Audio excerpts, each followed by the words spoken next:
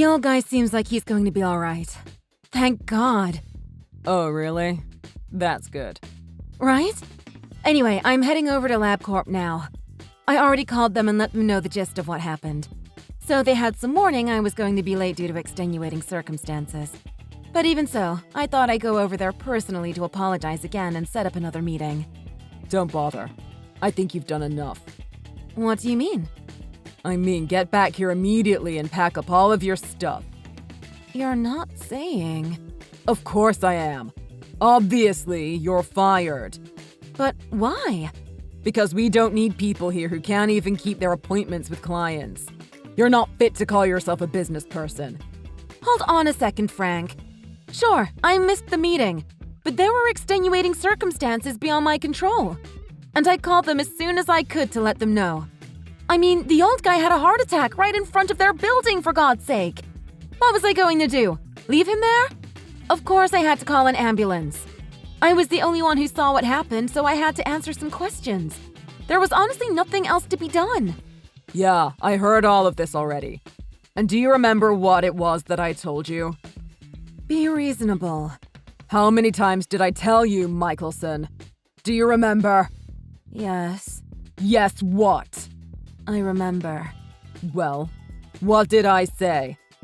You said to leave the old man where he was, and to head to the meeting straight away. That's right. But what did you do instead?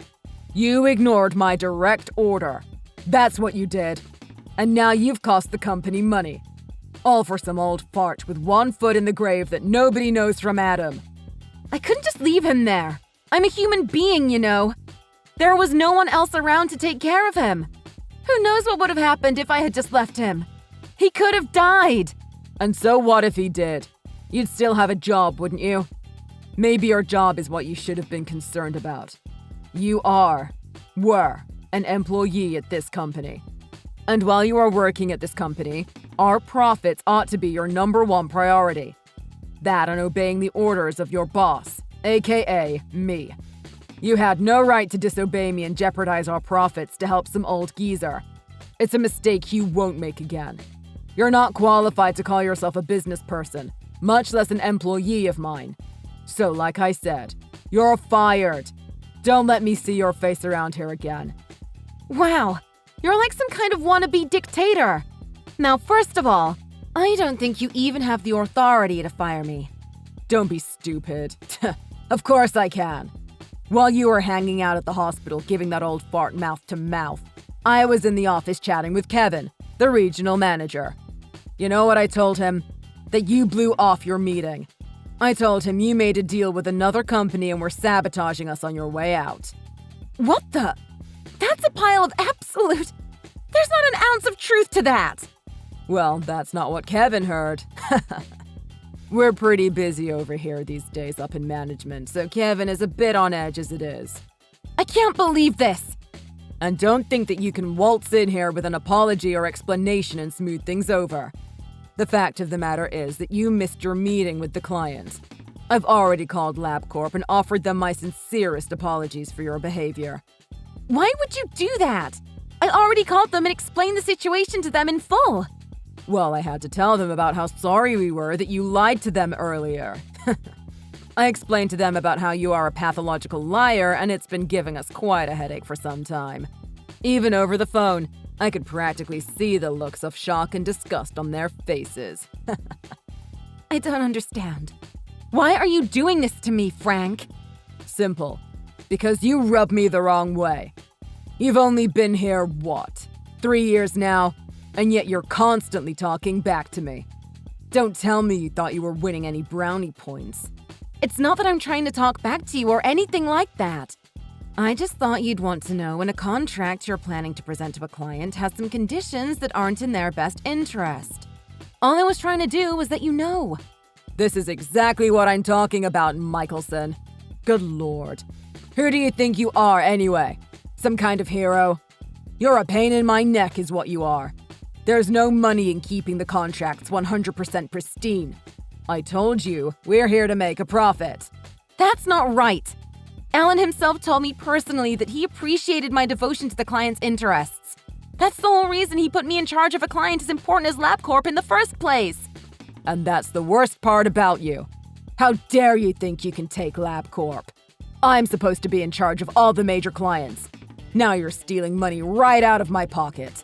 Because your plan was too big, Frank. You were going to push them away. They're a huge company with a budget to match. I guarantee you they're not worried about that. We have to take them for all they're worth. That's not how this works. They're our business partners. You shut your mouth. God, even after being fired, you're still yapping away about this stuff. It's got nothing to do with you anymore, Michelson. Get it through your thick skull. Huh. I don't know when, but this is going to catch up with you someday, Frank. Mark my words. Oh, I'm shaking in my boots over here. You're all bark and no bite, Michelson. Now go yap at someone else for a change. I want to thank you again for all of your help earlier, Ms. Michelson. Thank you for giving me your contact information. I really hope you didn't mind my asking. Anyway, I thought you might like to know that my father has woken up. I told you. Please call me Colleen. It was no problem at all. That's great news about your father. I'm so happy to hear it. Is he able to speak? He says that he wants to express his gratitude in person. I don't suppose there's any way I could bother you into coming back to the hospital. It's no problem, but please tell him that there's no thanks necessary. I just did what anyone else would have done in that situation. I understand that you might consider it natural, but I think there are a lot of people in this world who wouldn't actually do what you did when push came to shove. According to Dad, there were other people there who walked right past him before you came, you know. Is that so? At any rate, he's very resolute in wanting to thank you personally. Would you mind coming and visiting him? I'm very sorry to put you through any trouble. If it was possible, we'd like to come to you. But it looks like he'll be in the hospital for a while. But because of that, any time that suits you is fine. I'm sure you're quite busy. Weekend, evening, he's not going anywhere. No, it's no problem. I can come visit any time. Oh, is that right? It seems I found myself with quite a bit of free time on my hands. I see. I hope it isn't because of us. No, it's my own stuff. Anyway, it looks like I'll be a bit busy tomorrow taking care of a few things. How does the day after sound? Friday morning? Thank you, Colleen. I know it will mean the world to my father. And if you didn't come, I would never hear the end of it. Once again, you're a lifesaver. Literally. Well, I'll send you a message when I get to the hospital then. Sorry to bother you, but... Hi, Martin. No bother. How can I help you? Well, I just happened to hear something this morning. Is it true that you were fired yesterday? Oh, wow. You caught me off guard there. Where did you hear that? Sorry, I don't mean to intrude. I just... No, it's fine. If you know, you know. Can't put the genie back in the bottle. To be honest, I did get fired. But it's not you or your father's fault at all, of course. So please don't waste even a second worrying about that. But we heard that you missed an important meeting because you were helping my dad. And you were fired for not making it to the meeting. Isn't that right? Listen, Martin. Even if my manager had been standing there with me and told me directly to walk past your father or else I would be fired, I wouldn't have done a single thing differently. If anyone is at fault here, it's the company that would fire someone for just doing their civic duty and helping a fellow human. I don't have a single shred of regret leaving a company like that. And I'll find another job. Rest assured. You really are something, Colleen. You're going to make me blush. Really? Anyway, we're looking forward to seeing you tomorrow. Me too.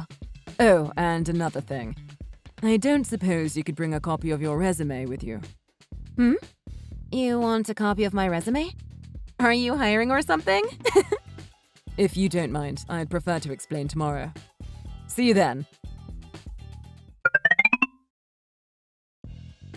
Hey, if it isn't Mad Dog Michelson. Fired for sticking her nose where it doesn't belong. Anyway, thanks to you getting the axe, it looks like I've finally been put in charge of the LabCorp account. Couldn't have done it without you, Michelson. Well, good for you. Well, I'll be. Look at you, all meek and mild-mannered. Here I was expecting your normal yipping and yapping. I just realized there was no point in saying anything to you. There she is! Ha!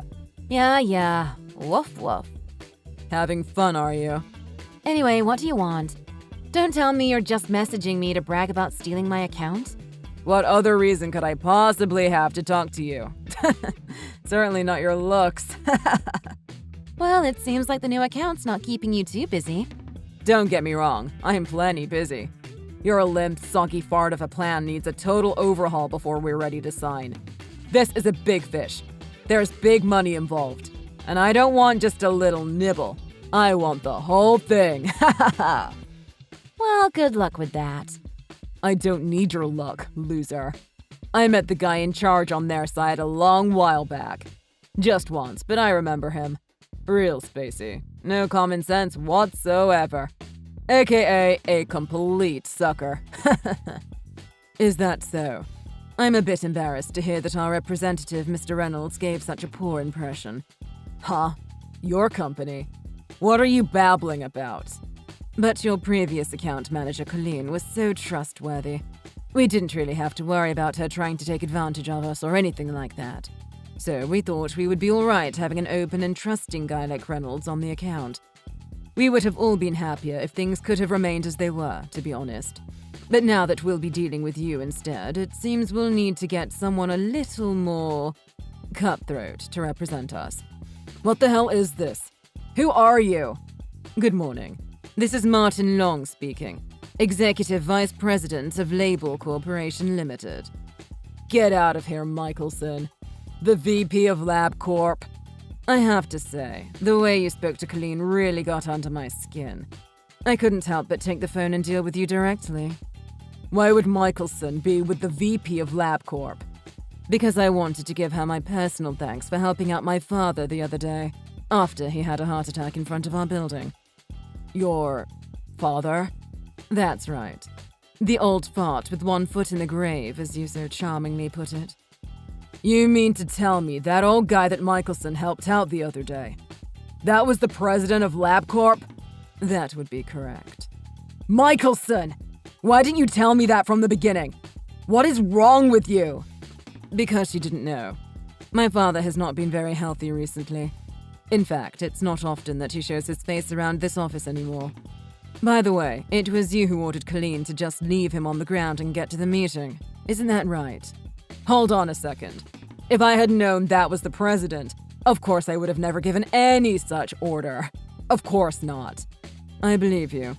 But, by your own admission then, if the person in need was not the president of the company, then it's fine. That's not what I'm saying. I'm afraid that's what it looks like. I've looked at your previous messages with Colleen, and actually, I've come to the conclusion that we absolutely can't do business with a person who would say things like that. So we've had some discussions about the future of our business with your company on our end. I'm afraid we've decided we won't be signing any contracts with you. Now, wait just a minute. Let me explain. You haven't even seen the new plan yet. At least give me a chance to pitch it to you. That won't be necessary. I don't need to see it to know that your contract is just going to be a vehicle to try and take advantage of us and recommend some expensive, extraneous things that we don't need. Isn't that right? Of course not. This plan was written with nothing but your company's needs in mind. Of course it's important to think about the future. We have several key investment opportunities that you simply can't afford to overlook. I'm afraid we don't have any money to spare on your nonsense. I'm pretty sure we asked your company for a bare-bones plan when we first contacted you about this. That's true, but you've got to hear me out. No, that's enough. And of course, there's also the matter of your conduct toward Colleen. I've already taken the liberty of contacting your president directly. Alan?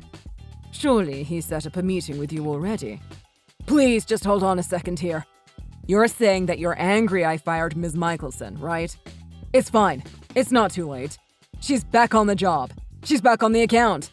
As if nothing ever happened. In fact, let's just chalk this entire situation up as just a little misunderstanding. So please, let's all just calm down and not do anything rash. I'm afraid that doesn't work for us either.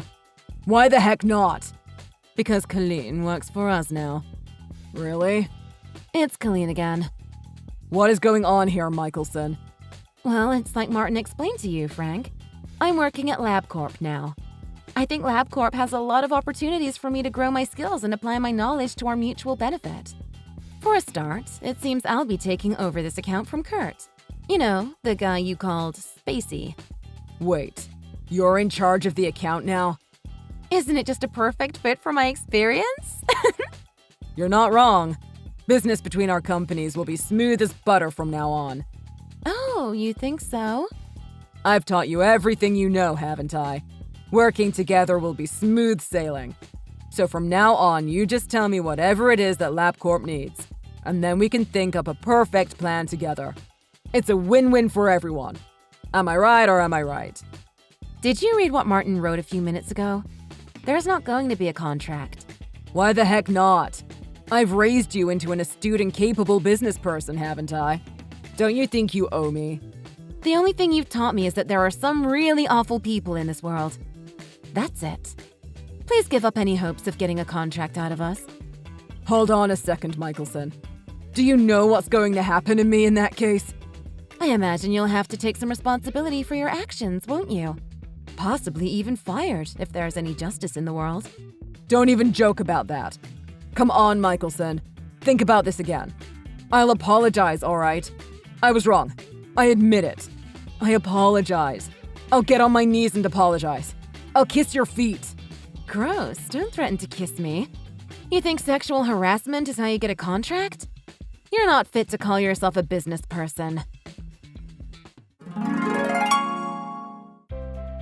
After that, Frank was called into a meeting with the regional manager and the company president. Having heard the truth from Martin, the president was furious. Learning that Frank had lied to his face about me, the regional manager was also furious. The results of the situation were clear. Because of Frank's intentional lie, the company had lost a huge client. After such a massive blunder, Frank only really had two options: resign or be fired. It seems he chose to resign with a little dignity. Apparently, Frank was never really what you would call a top-class employee from the very beginning. As such, and considering he left the company in disgrace, it seems he had his work cut out for him in finding a new job. On the other hand, I'm doing great at LabCorp. The new job also came with a pretty hefty raise. I'm bustling away at my new job, perfectly content. My new boss is incredibly capable and reliable. And even more importantly, she has zero tolerance for doing anything unethical. In short, she is my kind of person. I never would have thought that so much in my life would change just for helping an old man who was suffering a heart attack. I guess this is what they mean when they say that helping others also helps you. Thanks for watching. If you like this video, please like and subscribe for more. See you next time.